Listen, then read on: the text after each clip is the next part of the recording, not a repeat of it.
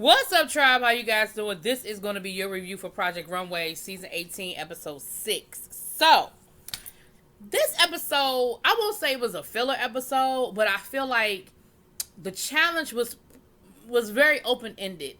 I know what they were trying to do with it, but I kind of was agreeing with Delvin a little bit, because Delvin felt like there wasn't enough direction, that they just kind of basically said, do whatever you want, and, he was like, I'm not good with that. Now, what was funny is that he's been complaining about every other challenge, but when they told him do whatever he wanted to do, he was lost. But, okay, we'll get there.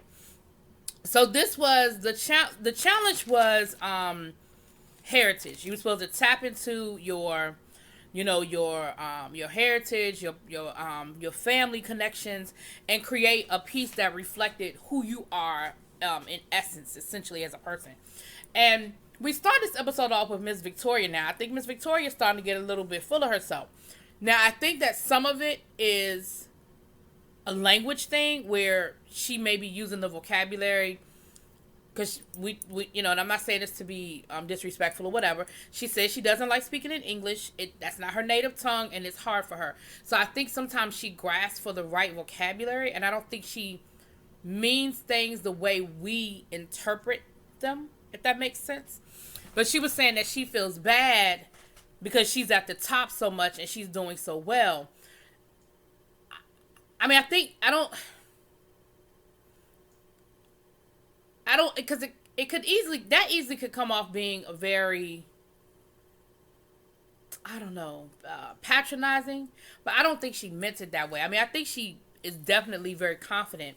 And because she has been in the top so much, I do believe she's confident. Don't get me wrong now. I ain't saying she's not that.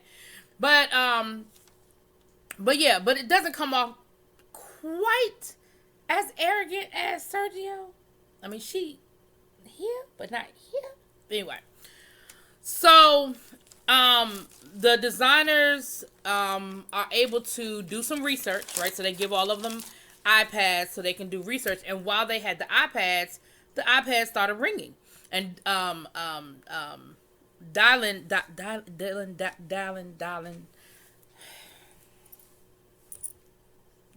He was the first one.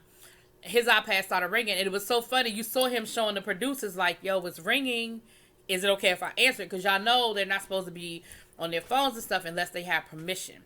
And so it's really funny to see them like, hold up, like, wait a minute, I don't want to do something that's gonna get me in trouble. But the phone calls were for them. And they were all their family members. Each one of them got a phone call. In most cases, it was the mother. But I guess if the mother wasn't available for whatever reason, then it was like a brother or a sister or what have you. So what was interesting is we saw Chelsea talking to her mom. And what we found out about Chelsea is that she comes from strong women. They're all educators. Her grandmother, her aunts, they're both principals. Her mom, you can see her mother's very much a free spirit, and they look alike, they act alike, and it was really cool to see them. We saw Dylan. I don't know why I always want to call him something that his name is not, but anyway, he was talking to his mother, and we found a little bit more about his background. We knew he was from Chicago, but we found out that his dad was very much in the life. His dad was a gang member, and very much connected to gang activity. Very much connected to gang activity, and his father was actually murdered when he was young. But what we found out, and what he found out for the first time, is that his father was half Latino. And you could see that he was sitting there like, and what's the thing on internet? I was this days old when I found out that I was part Latino. So he was this days old. So then he immediately was trying to figure out, okay, I've got this new information. How do I... On top of trying to figure out how he infuses that into who he is and who he's always known himself to be, but how do I infuse that into this challenge? And I think he got in his head almost from the very beginning, and we'll get to that. Jeffrey, it was really weird. It was his mom, and you felt like there was just no connection there. And we learned in this episode that he had it rough because he came from a military family. His father was military. His grandfather was military. His great grandfather, and so that was the expectation, I'm sure. And of course, he was far from that, because he even called his father, called them murderers. He was like, they just wanted to murder people, And I was like, okay, so we clearly know how you feel about war. But he said it was just really a rough go for him, because he was so different and quirky, and clearly, he said at an early age, clearly gay, total opposite of what my father wanted or expected. And you just saw that there was just a disconnect with them. I mean, it was weird. I felt bad for him watching that phone call, because he couldn't even, it was just weird. Nancy was talking to her sister. Look, Nancy's sister was hilarious, because she was talking about food and stuff, and Nancy was like, yeah, that's not helping. She was like, well, what about Italian food? Lots of pasta. Nancy was like, that's not. She said, never mind, I'll just figure it out. I was like, poor Nancy. But you could tell that she was not expecting a whole lot from her sister, and she didn't get it. Dayoung had a chance to talk to her mom. She's from Korea, and we found out her story, that her family was actually in North Korea when Korea split, and they were actually stuck in North Korea for a while. And so, their story is definitely very interesting in reference to North Korea, South Korea, and that whole situation, if you're familiar with how that all went down.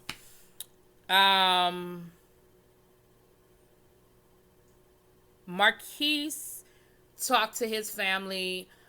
He's from, I think mom was from Louisiana, dad's from Oakland, so he definitely was trying to figure out a way to blend the two cultures. And one of his grandmothers liked to quilt, so he wanted to bring in quilting into his design. So he sort of had a vision. Chevy had a great story. He had an aunt who was light enough to pass, and she actually lived her life as a white woman, and she danced at the Cotton Club. And I feel like Chevy was going for elegant cocktail hour, a la 1920s, 1930s, but with a hint of modern. I believe that's what he was going for. I think in his case, he just picked the wrong material that just didn't work for him. So I think I hit everybody. Boom, boom, ba da da da da, boom. Oh, Sergio. So Sergio wanted to look. When Sergio going home? Sergio irritates my soul, because he's so self-righteous. He's so arrogant. He's so, inflated. His ego is so inflated, and it is so not what he thinks it is, or what he tries to bring it out to be, or cracks it up to be, or whatever word you want to use. But he, of course, was going to tap into his Latino heritage, and he immediately went way left, like he always does. And he wants to speak for the people at the border, and because if he doesn't speak for them, nobody's going to speak for them, and they're going to be the forgotten people. And he's got to use this as his chance to bring awareness to the world of the atrocities that are happening at the border. And let me be clear, it is horrible. And I have no problem with him using this platform to bring awareness. But the way in which it was done and how he acted, it came off so self-righteous, so arrogant, and it did not come off sincere to me. Now, y'all can let me know how y'all feel in them comments, but it just did not come off very sincere. So, y'all know I don't get into a whole lot of the extras, okay? Let me make sure I hit on everything I wanted to hit on, child, because I wrote me some notes. Oh, Brittany, I forgot about Brittany. So Brittany, Brittany is from Arkansas, so she wanted to bring in that country without it looking like a costume. We found out that her husband was like Cowboy of the Year or something, honey. And so she wanted to come up with something that wasn't going to come off, like I said, too much of a costume of what a cowboy is. I wish Sergio had read that memo. Anyway. Dayoung is sick, honey, but that's not a big deal. But we just see, Dayoung has had some issues. And Victoria. See, I'm glad. See, Victoria, She is from Moldova, which is a country that was formerly under the USSR, and so she has dealt with the communism, the communist regime, and everything.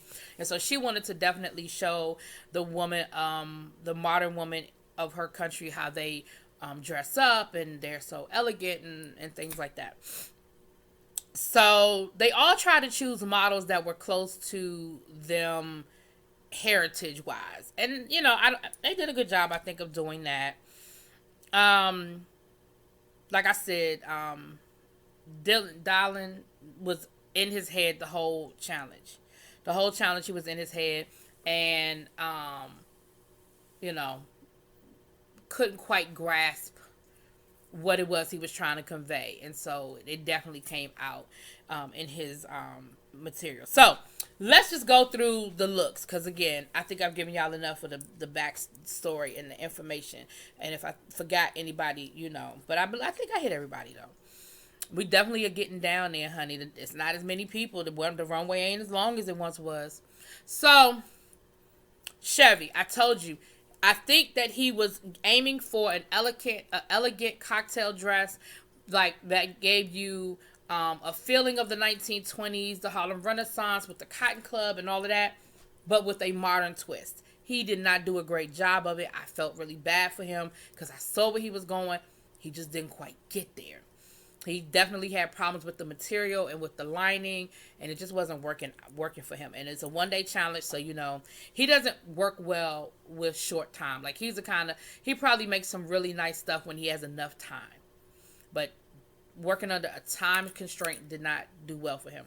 Victoria made this blue pantsuit. Now, blue is my favorite color, okay? I didn't personally have a problem with that color blue. I thought it was I actually have a pantsuit. It's a summer suit, though. So it's a lighter material, and it's short pants. It's not shorts. It's not full-length pants. It's like capris. It's a really cute pantsuit. I did not hate her suit. I agree with the judges, though, that I don't necessarily know the connection to her. I didn't really see where anything connected to her culture. And what one of the judges said was, I feel like that's just something you wanted to make, and you were going to figure out how to fit it up later, which I kind of agree with. But at least it wasn't a dress with a horizontal ruffle, honey. Okay? Chelsea won me as soon as I saw that hit the runway. Oh, that's the other thing. It's a flash sale. So whoever wins, it's going to automatically be on sale. And let me say this before I tell y'all who the winner is. I already want to buy it. It's probably already sold out. Probably ain't available. But baby, I want to buy that thing. It is beautiful. But Chelsea, she did a modern spin on the Letterman jacket. Again, she comes from a family of educators, grandmother, aunties, principals. So she did a Letterman, but it was a dress. She turned it into like a Letterman dress, and on the back she had her grandmother's name, and then on the front she had PR for Project Runway, and then 18 for season 18.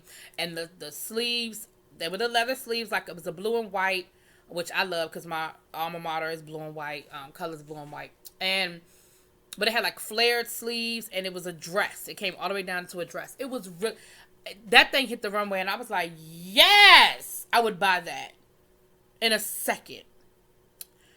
Jeffrey did a good job. He did a military dress, and he had he did a camouflage dress, and it had like it was very military, like, but not overly. Like, again, it didn't come off as a costume, but you definitely saw that he was connecting the military family connection, and it was a cute dress. It was nice. I liked it.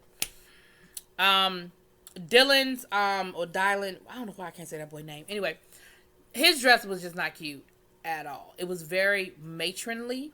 But what was cute was he sort of had a side panel cut out, and you could see where he sort of, like, I mean, it was done purposely, where he wrote in the notes and he had the stitching. It was very reminiscent of, if you look at RuPaul's Drag Race, right? There was a runway look during, was it an All-Star season? I don't remember if it was one of the All-Star seasons or what, but there was a runway look that the dress almost looked like it was inside out, where you saw all of the markups and the stitching and the writing. It was really cute. it was a cute concept and it was executed really well. But that's what it reminded me of when I saw that panel. And the guest judge, oh shoot, I forget the guy's name, but he works for was it Marc Jacobs? Some designer child. But he told him, he was like, that was your concept. Like, that's what you should have gone with. And because he was bringing in his French heritage, because he found out he was like French Creole, something like that. But he was saying that was your move, and you got in your own head. You got in your head but that was your move, and you should have went with that and made that your whole dress. And I agree with him. I think because that was a different concept, I think that might have gotten him over.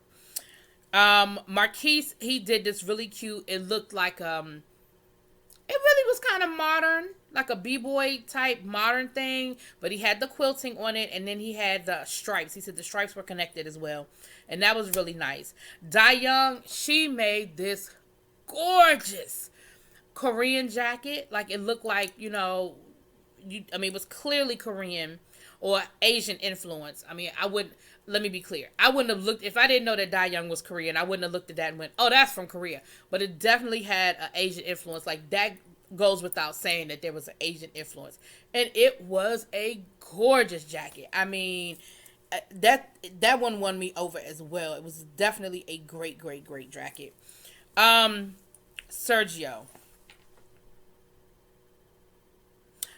dress was a hot damn mess. Sergio's dress looked like the woman could have worn that as an extra in the movie Carmen or South Pacific. No, that's not right. Not South Pacific.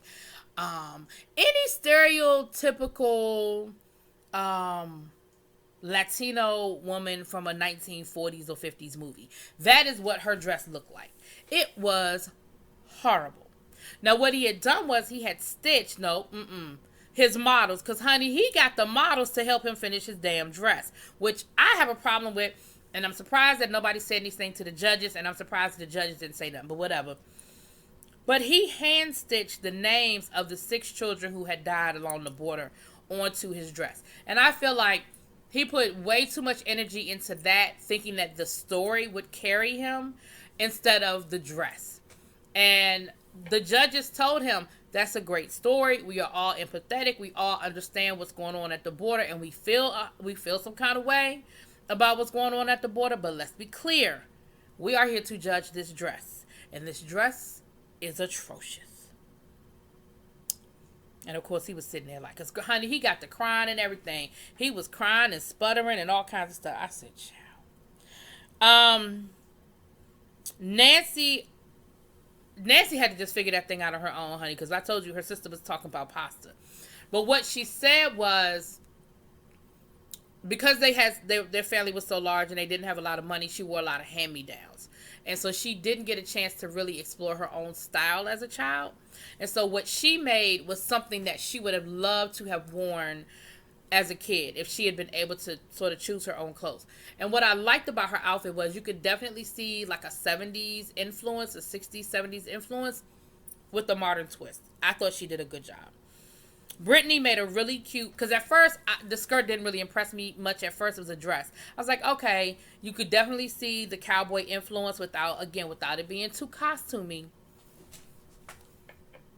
But once I found out it was denim, I was a lot more impressed because the dress flowed. It wasn't heavy, and it wasn't your typical denim color. It was like a brownish green denim. I have a pair of jeans that color, almost like a army green color. Anyway, but it was cute. I thought it was cute. It didn't wow me, but I didn't hate it. So, your tops were Chelsea and Dayoung. I feel like Victoria, they had her there as one of the tops, but I really feel like it was a mixed bag because it seemed like some of the judges liked it, some of the judges weren't all that crazy about it. So I think they just, based on score, I guess she was the top 3 scores, but she clearly wasn't really going to win. Like, she didn't wow anybody. But Chelsea and Dayoung definitely did, and the judges really struggled because both outfits were really, and I almost thought they were going to give it to both of them because I really did like both of them. But in the end, they gave it to Chelsea, which I was not upset about because, like I said, I would buy that jacket. Like, 1-800 Project Runway, do you have my size, right? Because it was cute, cute, cute. I probably wouldn't wear it as a dress. I probably would just wear it as a long coat. But it doesn't matter. It was cute. So they're all safe. Now, who's in the bottom? Bottom. We got Sergio. We have Chevy. And we have Dylan. Anyway. Everybody agreed that he just got in his head. They know that he makes great clothes. They know that he knows what he's doing. It was just a bad challenge for him. He had never, well, last week he was in the bottom, but only because, no, he was in the bottom one other time, I think. Was he in the bottom one other time? Anyway, honey, he was in the bottom, but I never felt like the judges were going to send him home. I felt like he just had a bad week, and they know it. They like what he's been doing so far, and I never thought he was going to go home. Sergio, I was a little worried about. Because like I said, last week, they weren't crazy about how he talked and how he reacted to their criticism. But he sort of got over because he hadn't been in the bottom before. There were people there who had been in the bottom and there were people there who outfits were worse than his. And then we had Chevy. And I felt like it was going to come down to Chevy or Sergio. And Chevy ended up being sent home. And I, be honest, this was the second time that the time kind of got him. And I feel like maybe a time constraint just isn't conducive to how he works. But I felt bad, for him because he clearly, you could see he was hurt and upset and everything. But that definitely, I wasn't upset with how it went down. Like I said, at this point, we've known these designers. We have our favorites. We have the ones we like. We have the ones that we won't be sad to see go. And I liked Chevy, But I definitely wasn't upset that he went home. I wouldn't have been upset if it was Sergio either. But I feel like they'll keep Sergio a little bit longer. I don't think he'll win. But I think they'll keep him a little bit longer. Anyway, let me know what you guys think. I know it's late, honey. I know it's late, but we're going to work on that. But let me know what you think. Drop it in the comments. Peace.